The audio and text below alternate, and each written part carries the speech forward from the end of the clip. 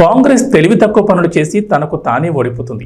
ఈసారి మనం మళ్ళీ అధికారంలోకి వస్తాం, 15 ఏళ్లు పవర్లో ఉంటామని కేసీఆర్ తనను కలిసిన జడ్పీ చైర్మన్లు పార్టీ నేతలకు చెప్తున్నారు. పార్టీ కార్యాలయానికి కూడా రాకుండా కేసీఆర్ పూర్తి స్థాయిలో ఫామ్ హౌస్కే పరిమితం అవుతున్నారు. అక్కడికే పార్టీ నేతల్ని పిలిపించుకుని మాట్లాడుతున్నారు. ఎవరూ పార్టీ మారొద్దని, భవిష్యత్ మనదేనని మాటల్లో చెప్తున్నారు. కానీ బీఆర్ఎస్ ఏం చేయబోతుందో మాత్రం చెప్పడం లేదు. కాంగ్రెస్ దానికంతటికీ అదే ఓడిపోతుందని, మళ్ళీ మనమే గెలుస్తామని అంటున్నారు. గతంలో అయితే అలాగే అనుకునేవారేమేమో, కానీ ఇప్పుడు ఎదురుగా బీజేపీ ఉంది. కాంగ్రెస్ను వద్దనుకుంటే ఓటర్లు బీజేపీ వైపు చూస్తున్నారు కూడా. ఆ విషయం లోక్సభ ఎన్నికల్లో తేలిపోయింది.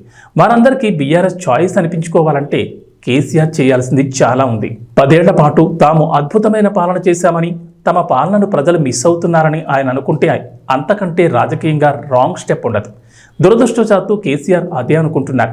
త్వరలో స్థానిక సంస్థల ఎన్నికలు రాబోతున్నాయి. అందుకే బీఆర్ఎస్కు చెందిన ద్వితీయ శ్రేణి క్యాడర్ అంతా జాతీయ పార్టీలోకి వలసపోతుందన్న ఆందోళనలో ఉన్నారు.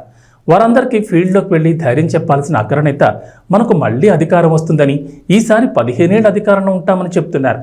గతంలో బీఆర్ఎస్తో 30 ఏళ్ల అధికారం అన్నారు. కానీ ఇప్పుడు ప్రతిపక్ష నేతగా ఫామ్ హౌస్లో కూర్చుని అదే కబుర్లు చెప్పాల్సి వస్తోంది. కానీ ఈ ఫామ్ హౌస్ కబుర్లు బీఆర్ఎస్కు పూర్వవైభవం తెస్తుందా అనేది $1 మిలియన్ ప్రశ్నగా మారుతోంది.